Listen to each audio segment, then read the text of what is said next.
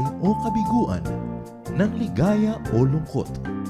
Kaya marapat lamang na tanggapin si Jesus bilang tagapagligtas at Panginoon. At matapos yun ay panariwain ang katapatan at paglapit sa Kanya bawat araw o day by day. Ang day by day ay naglalayong umalalay sa pang-araw-araw na pamumuhay. Narito po si Kuya Ed Lapis sa mensaheng pinamagatang Faith that sees result.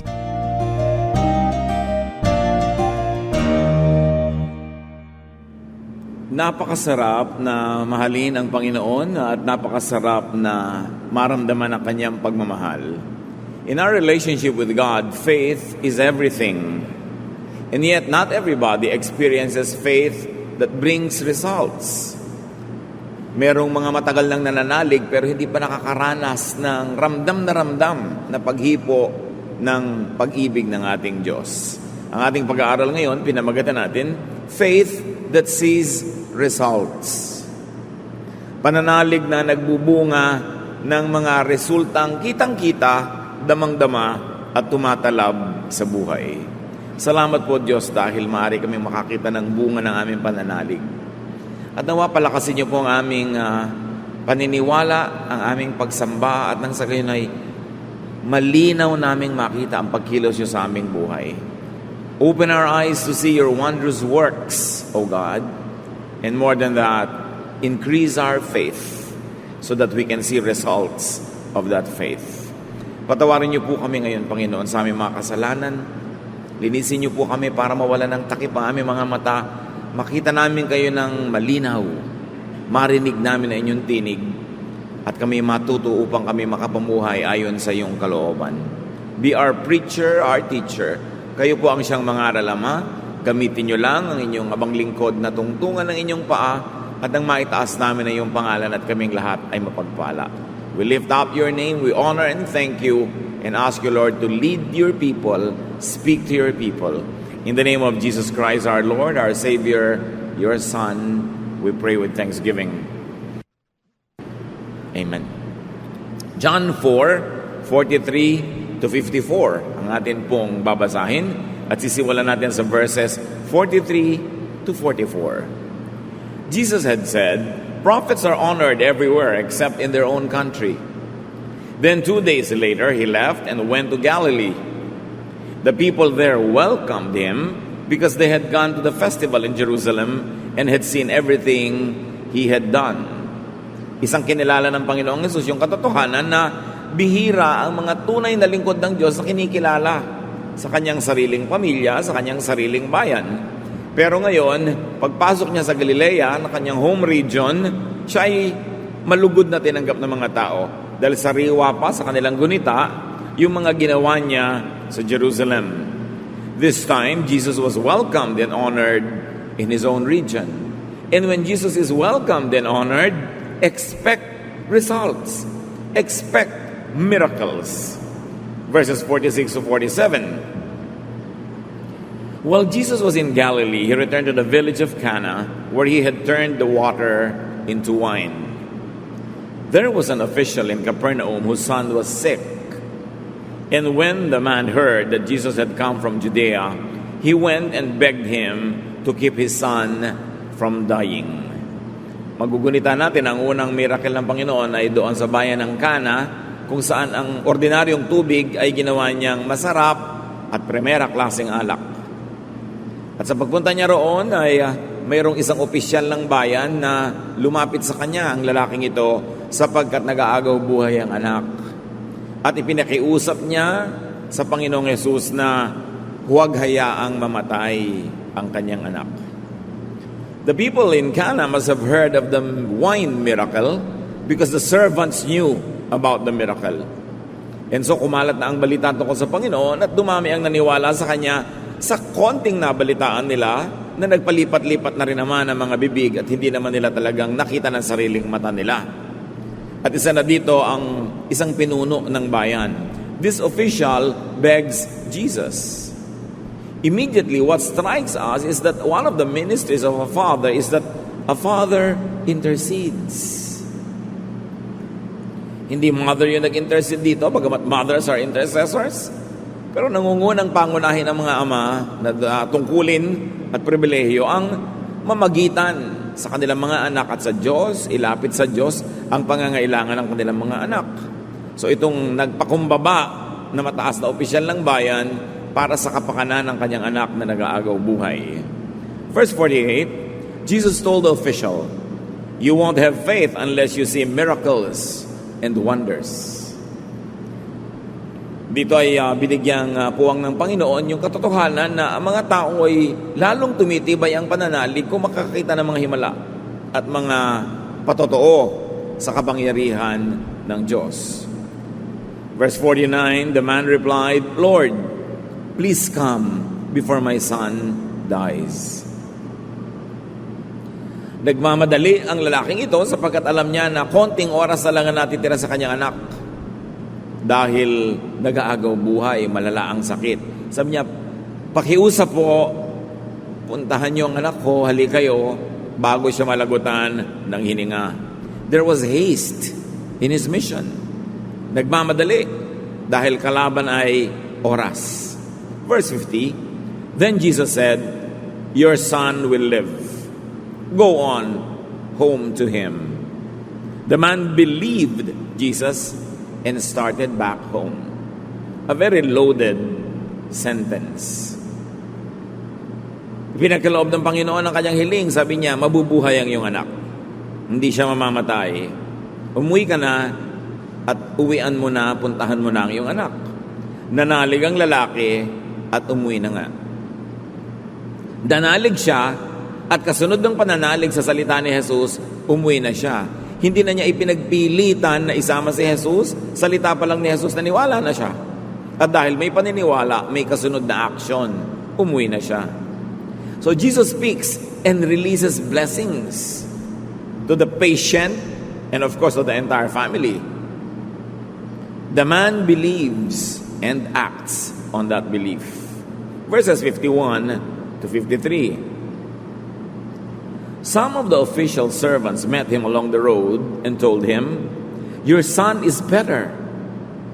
He asked them when the boy got better, and they answered, "The fever left him yesterday at 1 o'clock." The boy's father realized that at 1 o'clock the day before, Jesus had told him, "Your son will live." So the man and everyone in his family put their faith in Jesus. Habang papauwi na ang lalaking ito, ay nasa lubong niya at sinalubong siya ng kanyang mga tauhan. At sinabi niyang, bumuti na po ang pakiramdam ng inyong anak. At kanya itinanong, anong oras na iba? Kasi napakataas ng lagnat. When was the fever broken? Kailan tumigil ang lagnat at nagsimula siyang maging normal? At sabi ng mga tauhan, alauna po kahapon. Marahil ay alauna ng hapon ang pinag-uusapan. Pero 24 hours na yung lumipas, so ganun palang kalayo ang nilakad nitong tatay na to para pumunta kay Jesus. Kasi kausap niya si Lord, nung tinanong niya yung mga tauhan, kailan kahapon pa? 1 o'clock pa the day before. Ang haba-haba na ng oras na lumipas sa kanyang paglalakad. At sabi niya, yan ang sabi ni Jesus, your son will live. So ang taong ito at ang sa kanyang sambahayan ay lalo pang nanalig kay Jesus. At maaaring yung mga hindi pa nagsisimulang manalig ay nagsimula na. There was distance. The man walked a long way and he wasn't even home yet when he talked to his household staff. So the power of Jesus is timely and it transcends space. Hindi na siya kailangang lumapit. Hindi na kailangang physically hawakan pa niya yung pasyente. Sinabi lang niya at naganap. At naganap sa pinakatamang oras. Maaring kung nahuli pa siya ng ilang minuto, yung lalaking ito sa paglapit sa Panginoon ay baka naging huli na ang lahat. We must observe that the Father believed in Jesus out of the little knowledge that he had of him. Konti lang naman ang alam ng lalaking ito tungkol kay Jesus. Dahil una, hindi pa naman nakasulat ang New Testament para siya may mabasa tulad natin. At pangalawang miracle pa lang ng Panginoon itong ginawa niya na ito. So isa pa lang ang credit na miracle, yung sa Cana. At wala namang masyadong maraming eyewitnesses doon except yung mga katulong na naglagay ng tubig doon sa mga banga na naging alak. So konti lang ang kanyang pananalig at alam. Pero sa konting ito, ang dami nang nangyari. Believe in Jesus out of the little that you know of Him. Tulad natin mga kapatid, gaano karami ba talagang alam natin tungkol kay Jesus? Kung alaman natin lahat, 100% ang nakasulat sa New Testament, hindi naman lahat ng ginawa niya sinabi at lahat ng tungkol sa kanya nasulat. So kahit malaman mo lahat yung nakasulat, konti pa rin ang alam mo. And yet, hindi naman natin alam lahat yung nakasulat. Kung minsan yung alam natin, medyo baloktot pa, medyo nakatagilid pa yung theology no, yung interpretation. So konti lang talaga ang alam natin. What we know is little. But that little becomes much with Jesus. Isang napakahalagang lesson na matututunan natin dito, yung konti nating alam, yung konti nating pananalig, patuloy nating palaguin sa pamamagitan ng paniniwala pa, pagsunod kay Jesus, at siya ay dumadami. The Father operationalized His faith and interceded. Out of the little knowledge that He had of Jesus, and out of the still little faith that He had, He traveled a long way and interceded for His Son's recovery. So, put your faith to work. Hindi sapat na nananalig, kailangan kumikilos ayon sa pananalig na yon. Kaya ang lalaking ito ay nagkaroon ng bunga ang kanyang pananalig kasi kumilos siya. Hindi lang siya umupo, hindi lang siya tumunganga. Hindi sapat na naniniwala. May ginagawa ka dahil naniniwala ka. And in that case, he interceded. So intercede for those who are unable to pray and believe. What is amazing about this story, hindi naman sinabing nananampalataya yung anak niya na may sakit eh. Hindi naman yung may sakit na tao ang lumapit kay Jesus at nanalangin. Yung ama. So we can intercede for our children. We can intercede for our daughters and for our family members, our parents, our brothers and sisters.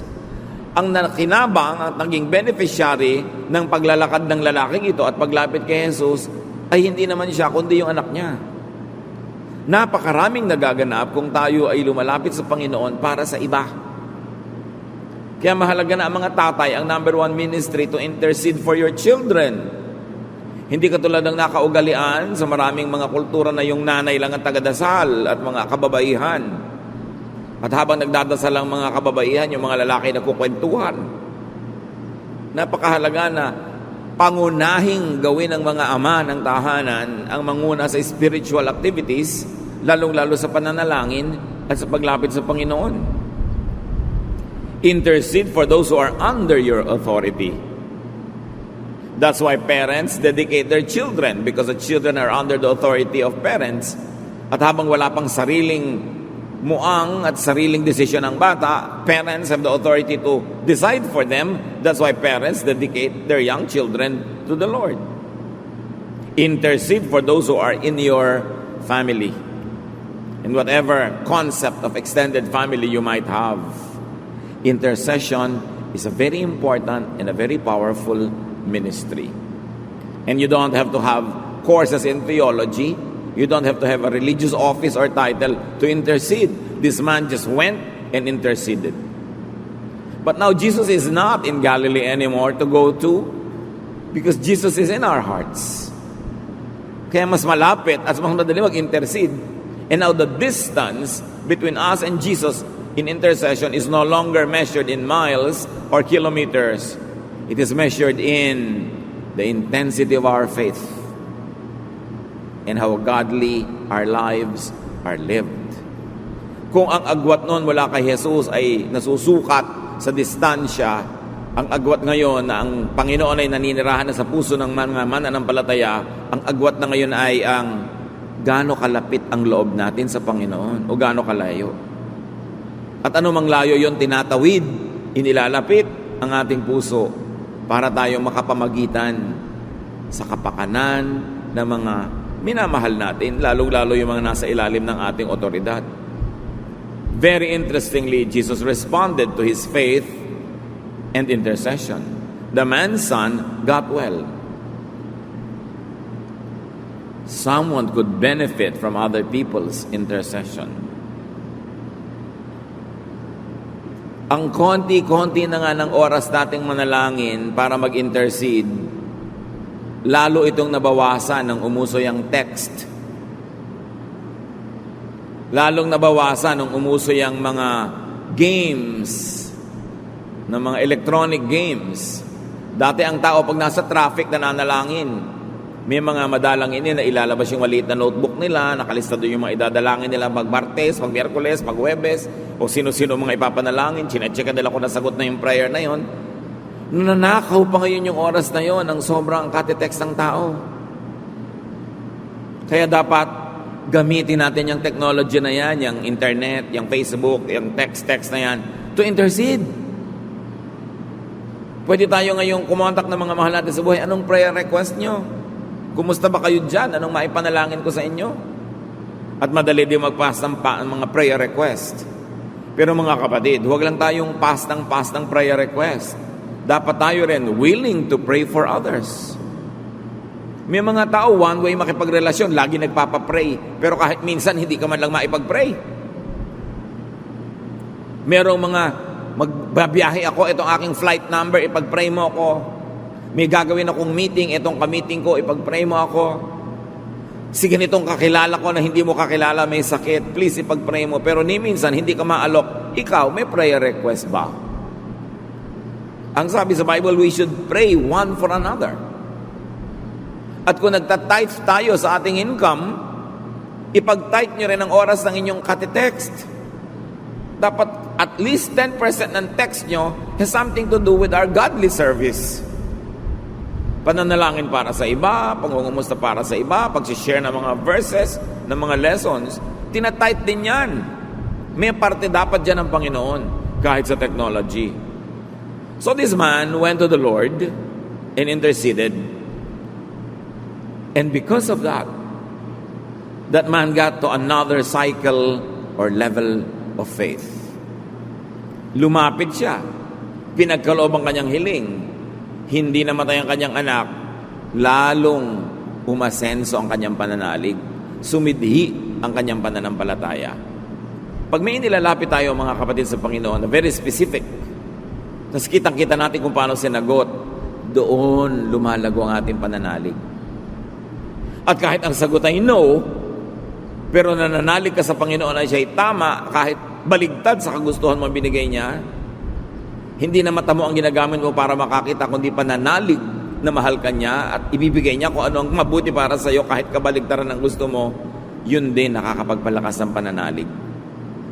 Pero kailangan lumapit ka, manalangin at makita mo kung paano ka sinasagot. Move up in your faith. It is important to move up in your capacity to believe by operating in your present levels. Kung saan man tayo ngayon, ang taas ng ating pananalig, kailangan doon tayo magsimulang kumilos at lumapit sa Panginoon. Dahil sa konti nating paniniwala, mas marami tayong makikita. John 1:50, Jesus answered, "Did you believe me just because I said that I saw you under the fig tree? You will see something even greater." Here, there was a man who did not want to believe in Jesus initially dahil sa tingin niya wala namang mabuting pwedeng manggaling sa Nazareth. Pero sabi sa kanya ng Panginoon, kitang-kita nga kita noong pa man na nando ka sa lilim ng puno ng igos. Wala namang nakakita sa taong ito, dalagi isa siya. Sabi niya, "Oh, I believe in you. You are the Son of God. You are the Christ." At sabi ni Lord, dahil lang sinabi ko na nakita kita kanina sa lilim ng puno, naniwala ka, marami ka pang makikitang higit dyan. Dahil naniwala na siya, mas marami pa siyang mapapaniwalaan. Pero pag pinaliit mo yung pananalig, lalong liliit ang pwede mong makita later. Ganun yun You should start a cycle that grows, not a cycle that retrogresses. Those who believe will see more, will believe more, and therefore will accomplish more. So kung ano man ang ating pananalig, mga kapatid, ulit-ulitin natin yan na put it to work. Nananalig ka that the Lord heals, pray and put it to work. And then do what's practical. Kung practical na maggamutan, uminim nito, magpahinga, kumain nun, gawin yun. And watch the Lord at work. Hindi naman common na nananalig ka that the Lord heals, hindi ka nakakain ng gamot o ng masustansyang mga bagay. Dahil yun ang gagamitin ni Lord para kapagalingin. May pinapagaling without it, pero alam mo ba kung ano? So habang hindi mo sure kung paano ka papagalingin, do what is practical, do what is intelligent to do.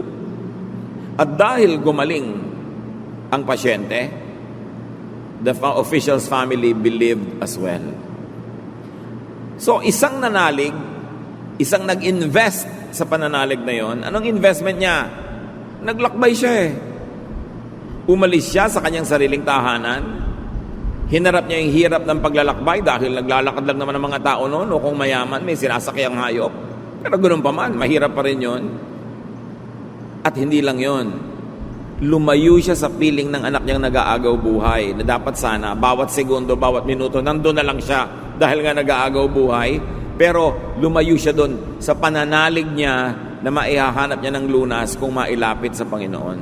May investment yung faith. Bawat faith, may pamumuhunan. Meron kang itinataya.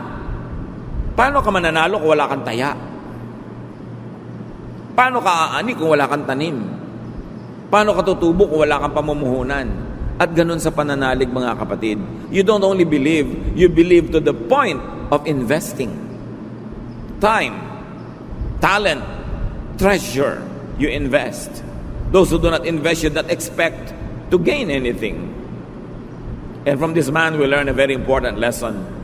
Lead your family to have faith in Jesus. Once more, it was the father, the man of the house, that led the household in believing. Ang mga ama talaga ng tahanan dapat ang spiritual leader. Now, yung pamilya, malaki ang problema. Malala ang kalagayan ng kanilang anak. But what we learn from this story is that difficulties could lead to miracles. Ano namang himala ang makikita mo kung wala ka namang mahigpit na pangangailangan? Kaya ang mahigpit na pangangailangan hindi laging dapat ituring na problema. It could be an opportunity for you to have more faith if only you would practice your faith and put it to work in facing the difficulty. Every difficulty could break us or could make us. Every difficulty could weaken your faith or strengthen it. So, use difficulties creatively, productively, to your advantage. Solve what you can and bring what you cannot to the Lord. Difficulties could lead to faith, or if you already have faith, to more faith. Mga anak ng Diyos, kung meron tayong hinaharap na problema, mabigat na kalagayan, isang pagsubok, ang sabihin mo, wow, merong opportunity ngayon ng Panginoon na patunayan sa akin kung sino siya. Meron akong opportunity na mas makilala ang Panginoon, pero una, magtitiwala ako, mag-i-invest ako. Tulad ng lalaki na yun, umalis siya sa kanyang bahay while every single cell in his body probably told him not to leave the bedside of his dying son. But he left. And he worked hard. He invested. Pag meron tayong kaharap na challenge, this is an opportunity for you to know God more. Do not be discouraged. Do not be afraid. Because Jesus had overcome the world. And remember, because of our limited mentality, what we want is not always what is best. So you go to God in prayer, you ask for what you want, but you accept for what God gives you. It strengthens faith. Faith should not be conditional. That if I get what I want, then I'll believe more. But if I don't get what I want, I will continue to believe. In fact, it's a greater exercise in faith when you don't get what you want. Mas malaking pagtitiwala yon kung yung hindi gusto mo ang nananaig at nasusunod. Pero masarap yung growth na dahil yung hiningi mo ang binigay. And most of the time, that happens. Difficulties should not always be treated as negative things in our lives. They could be stepping stones for our faith to grow. They are windows through which we can see how God works. They are channels through which God can reach us in dramatic and powerful ways. So turn difficulties into opportunities for spiritual growth. May kasama ka sa trabaho na talaga namang nakakayamot. It's an opportunity for you to develop the gift of patience. The spiritual gift of kindness, forbearance, long-suffering. Opportunity yun. Pero kung may nakakayamot na tao, tapos pinatulan mo, nakipag-away ka, that difficulty became a way for Satan to destroy you instead of you making it an opportunity for the Holy Spirit to develop your spirituality. The same heat that melts the wax hardens the clay. The same temptation that can make people fall can make you rise above it, win over it, and have spiritual fruits. The same poverty that breaks people can actually strengthen others. The same victory that builds others up could also destroy others. So hindi naman talaga mahalaga kung ano yung dumarating sa buhay natin. Ang mahalaga, paano natin tinatanggap? Paano natin pinoproseso? Ano ang ginagawa natin sa dumarating sa ating buhay? Kahit hangin na malakas, kung magaling ang kapitan ng barko, lalo niya napapabilis ang biyahe ng barko niya dahil sa hangin.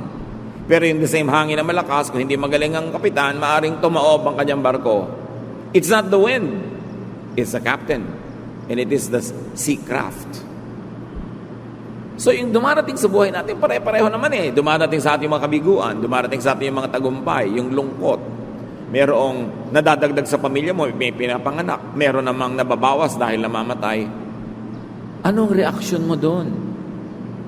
Your reaction is what will determine if your faith would grow negatively or positively. If you would delight God or displease Him. If you would receive blessings or not. So all in all, it's really the attitude that's important. How we deal with what life gives us is important. What have you already heard about Jesus? Sa tinagal-tagal nyo na nakakarinig ng mga kwento tungkol sa Kanya, what do we know of Him? Prove to yourself what you know about Jesus. Alam natin na siya yung mabait. Prove to yourself kung paano yun and see how it operates. Alam natin na sinasabi ni Jesus, forgive others. Paano mo malalamang tama siya? Prove to yourself na tama siya by forgiving others. Sinabi niya, isa na lang ang ibinibigay ko sa inyong bagong utos, love one another. How will you know na tama siya? Practice it. Love people. Sabi ni Peter, ilang beses ko pong papatawarin ang aking kapatid na nagkakasala? 7 beses ba? Sabi ni Lord, 70 times 7. Na isang talinghaga na ibig sabihin walang katapusan. You know na yun ang turo ng Panginoon, magpatawad ng walang katapusan. How will you know that it is correct? Prove to yourself that it is correct by doing it. You've got to invest in your faith.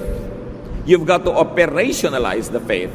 Kailangang paandarin yung pananalig na nasa loob lang ng utak para magbunga ng dapat nitong maging bunga. Operationalize that faith. Put it in operation. Put your faith to work.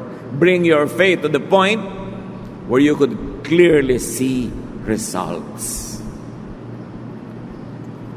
Pag nagpe-pray, be specific. Para alam mo na sinagot, hindi napaka-general lang. Yung mga general na, Lord, pasayahin niyo po ako. Hindi mo alam kung sinagot ka na or not. Be specific. The exciting thing about prayer when you're specific is you see very clearly the answer being given to you. And you know when it was given to you. Kaya sabi ng lalaki, kailan bumuti ang pakiramdam ng anak ko? Nung alauna po.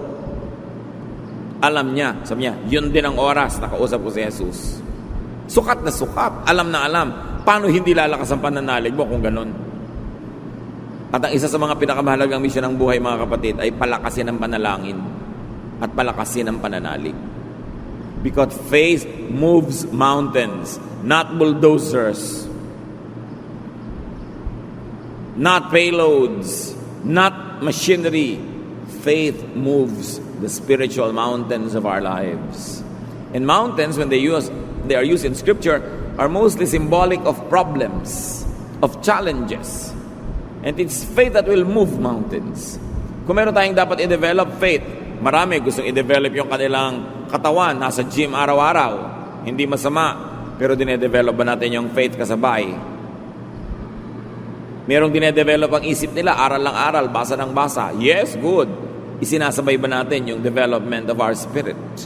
Madalas yun ang naiiwan. Kaya ang tao, nakukuha yung gusto niya, mga goal niya, napapaasenso ang buhay, pero feeling empty. Feeling alone. Because the relationship with the Lord and the faith that is required to make it visible is not fully developed. At sa atin ngayong pagbubulay ng napakaigling kwento na ito, ang challenge is, who should you pray for? Sino sa inyong pamilya? Sino sa inyong mga kaibigan? Sino sa inyong mga empleyado kasama sa trabaho ang nangangailangang ilapit kay Jesus? Ilapit natin. Meron tayong duty at meron tayong privilege to intercede. Especially kung tayo ang nakakakilala sa Panginoon at merong pananalig kahit hindi yun ganun kalaki. Know when and how Jesus granted your request. It is exciting to know those details. And bring your family into higher levels of faith. Hindi sapat na naniniwala, nag-church tuwing Sunday or Wednesday or Thursday or whatever. Kailan umaasenso, sumisidhi ang ating pananalig. Develop and practice faith that trusts. Ang tunay na pananalig, nagtitiwala. Kahit sa tingin ng iba, parang hindi praktikal. Alam niyo yung napakatanda ng kwento na bata na nasa ledge, nasa balkonahe ng building, na nagliliyab, may sunog. At kailangan niyang tumalon, second floor lang naman. At merong isang matipunong lalaki sa baba na sabi, tumalon ka, sasaluhin kita. At merong isang payatot na lalaking sinabing, tumalon ka, sasaluhin kita. At yung bata doon sa payatot tumalon, bakit? Yun ang tatay niya eh. May tiwala siya. So yung pagtitiwala, hindi laging kung ano yung practical sa tingin ng iba. Mahalaga you operationalize your faith. And when we put our faith in the Lord, we should jump off that ledge and let Him catch us. Meron kang investment. Tulad ng lalaki, umalis sa kanyang bahay para puntahan si Jesus. Meron kang gagawin na malalagay ka sa alanganin kung hindi mag-work si Jesus.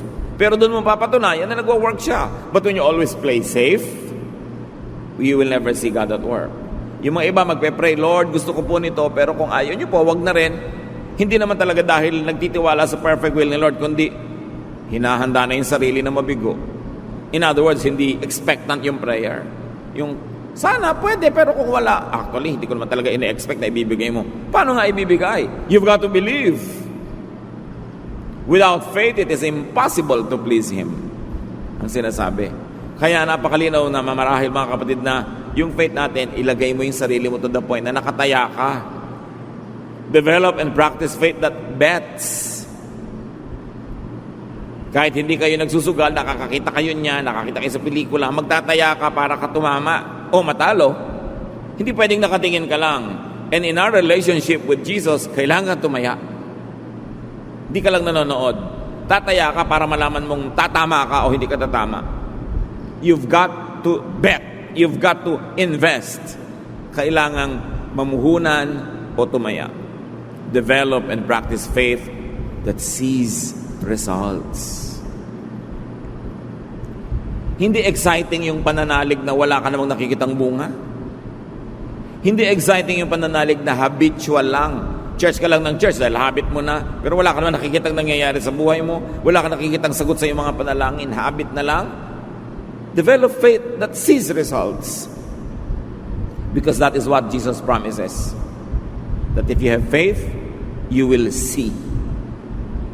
Dear God, we thank you that it is possible to see through faith. At ang dalangin namin, Panginoon, ma-develop yung faith naming lahat to the point that we are willing na tumaya. Willing kaming sumunod sa sinasabi nyo kahit parang risky. Willing kami na mag-invest ng panahon, ng oras, para gawin ang sa alam naming ipinagagawa nyo. Kahit hindi kami laging sangayon.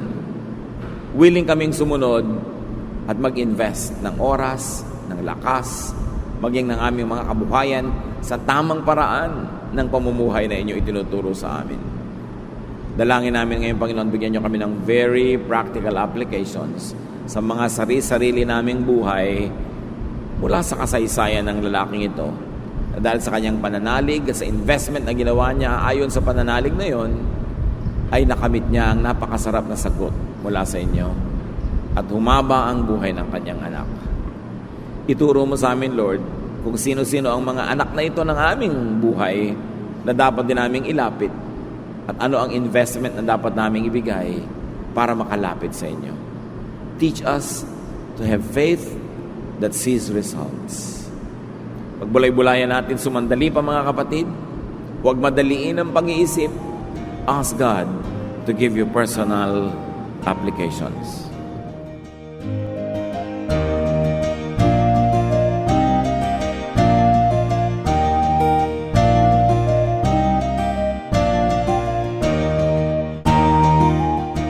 Ang katatapos pong mensahe ni Kuya Ed Lapis ay pinamagatang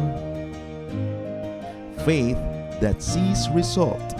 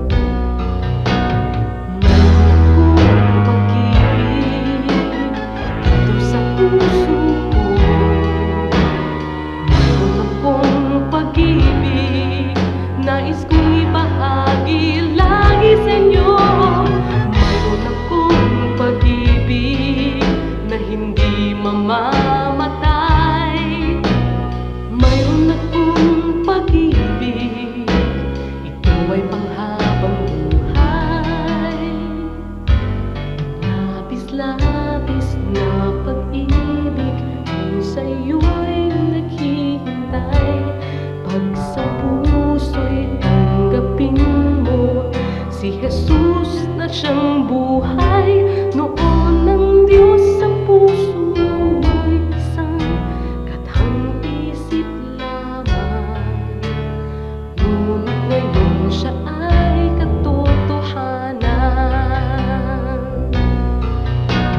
Mayroon akong pag-ibig dito sa puso ko. Mayroon akong pag-ibig nais kong ibahagi lagi sa inyo.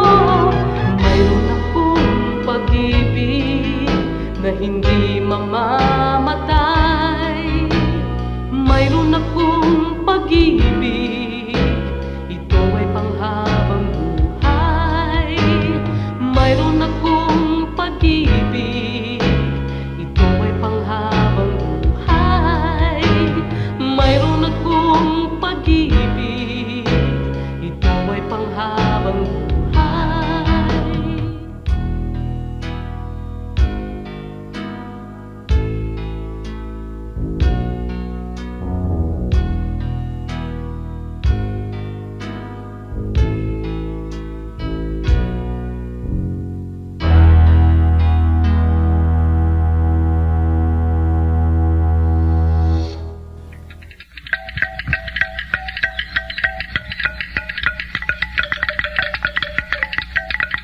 Maraming kayamanan ng ating bayan na dapat maipagmalaki at isa na rito ang ating musika.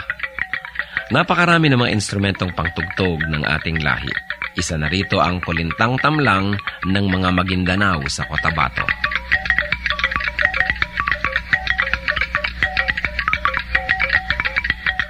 Ang kulintang tamlang ay instrumentong pangmusika at yari sa 8 piraso ng kawayan na inilatag ng sunod-sunod ayon sa haba at tono. Hinahampas ito ng 2 maiigsing patpat sa magkabilang kamay. Sa mga Maguindanao, ang kulintang ang pinakakilala at pinakapangkaraniwang instrumentong ginagamit sa mga kasiyahan. Ito ay isang hanay ng 8 maliliit na agong na may umbok. Subalit sa kakulangan nito ay maaring gamitin sa halip ang kulintang tamlang. 2 tao ang maaring tumugtog sa isang set ng kulintang tamlang. Ang una ay tumutugtog ng melodya, habang ang ikalawa naman ay tumutugtog ng ritmong paulit-ulit or steady drone rhythm, na pinakamaliit na instrumento naman ang siyang hinahampas. Karaniwan din na makikita itong ginagamit ng mga kabataan sa kanilang pagsasanay at pag-aaral ng mga ritmo ng kulintang.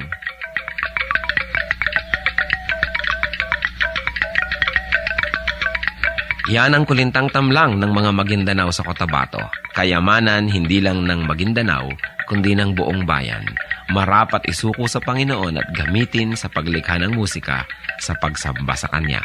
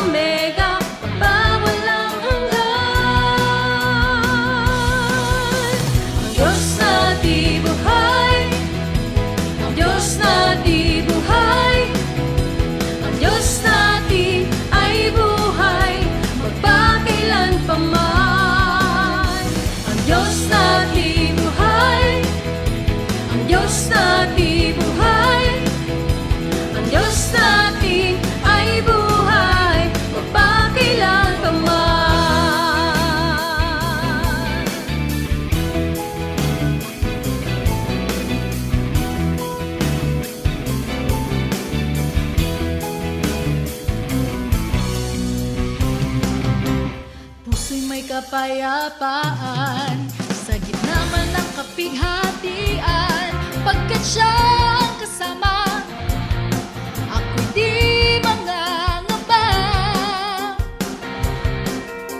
Purihin ka, O Diyos, kataas-taasan, purihin ka, Jesus, magpakailanman. Siya ang Alpha at Omega, makapangyarihan. Diyos na tibuhay, ang Diyos na tibuhay, ang Diyos na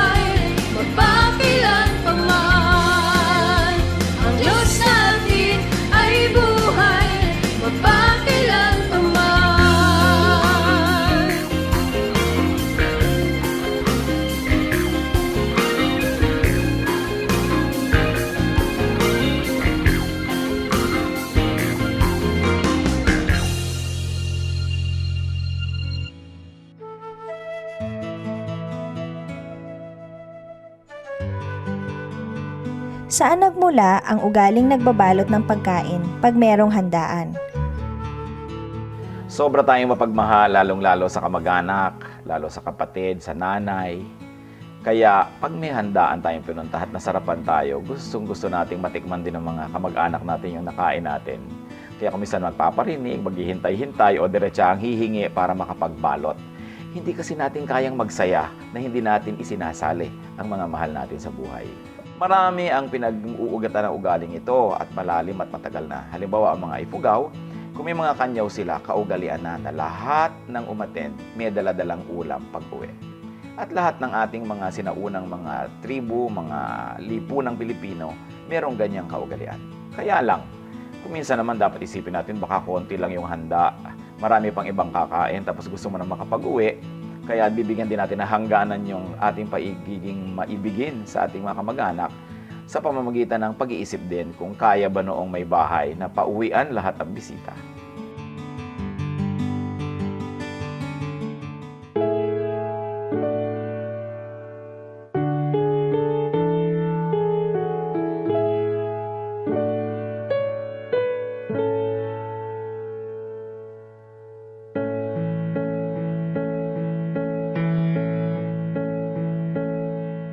Kung aking marinig, banayad mong tinig, paligid may dilim, sa pag-asa'y hitik. At kung sa panahon ba ng kasiyahan, walang pagkalimot, dalay pasalamat. Alay ko ay papuri, damhin mo pagsamba, ang pag-ibig mo sa'kin walang hanggan.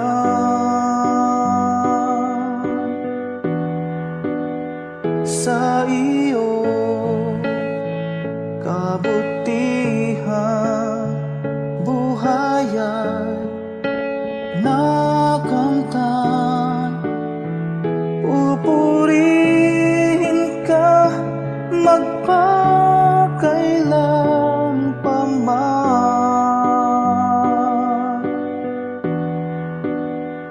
aking Diyos.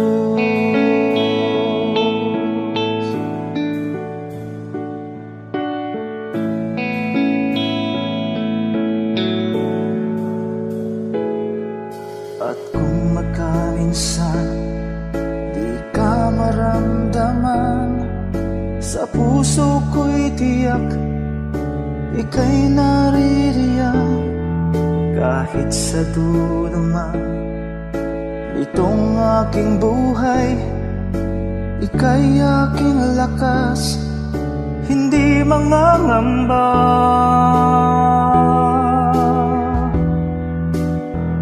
Alay ko ay papuri, damhin mo pagsamba,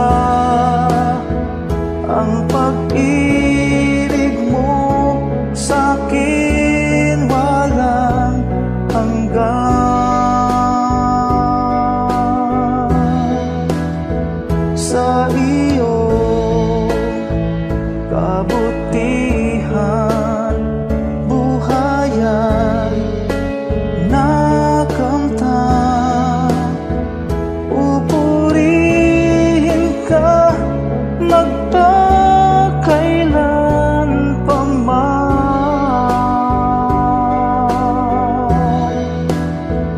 aking Diyos.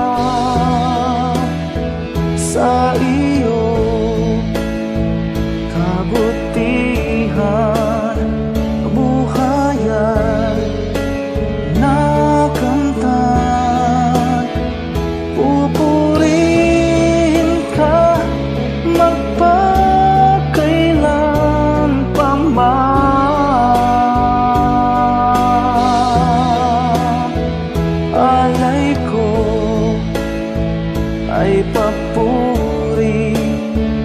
Damhin mo pagsamba ang pag-ibig mo sa'kin walang hanggan.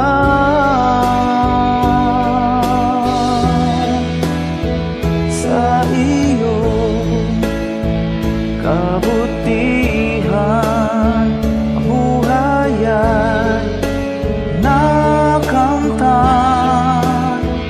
Pupurihin ka magpakailan pa man,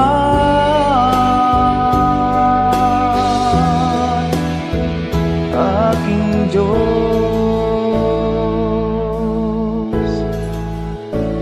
aking Diyos,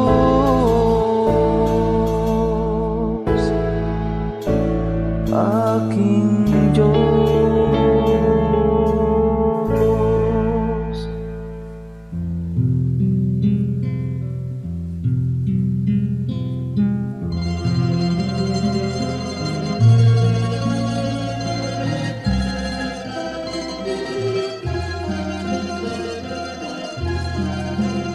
Nagdaan ng kahapon, iniwan ang layon, subalit kayo'y nanatili.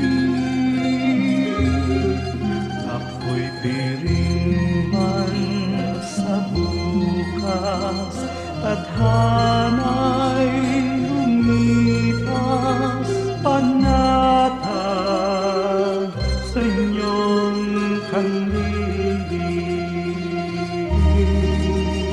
O Jesus, sa ulayaw, hatid sa aking buhay, magkapay sa paglalakbay. Kaibigan kang tunay, dagli ang karamay, kailanman di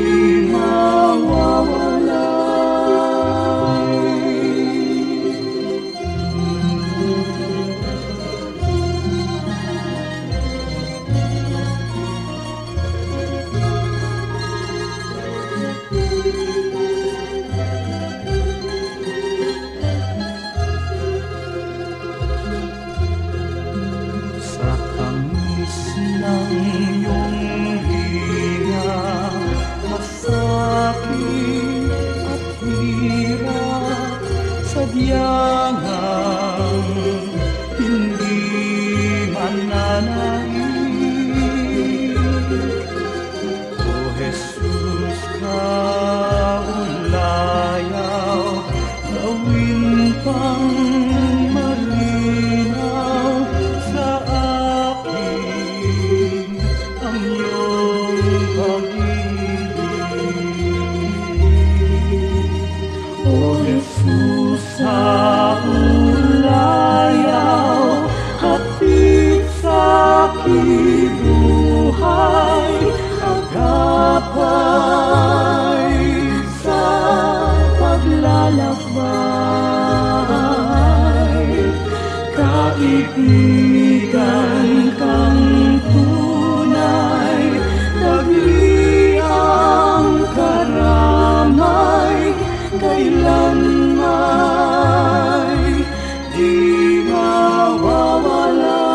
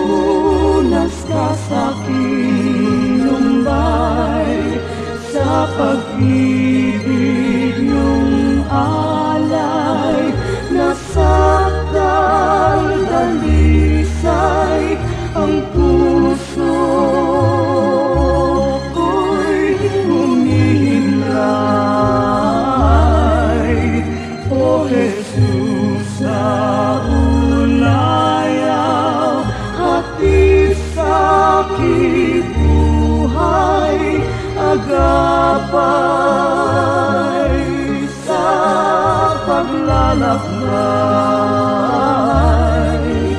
kaibigan kang tunay, tagliang karamay, kailanman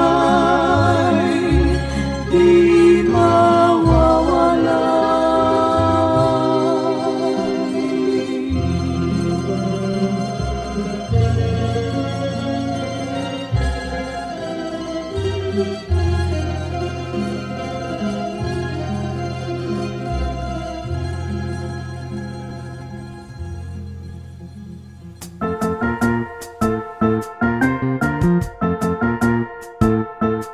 Oras na po para pansamantalang magpaalam ang programang Day by Day.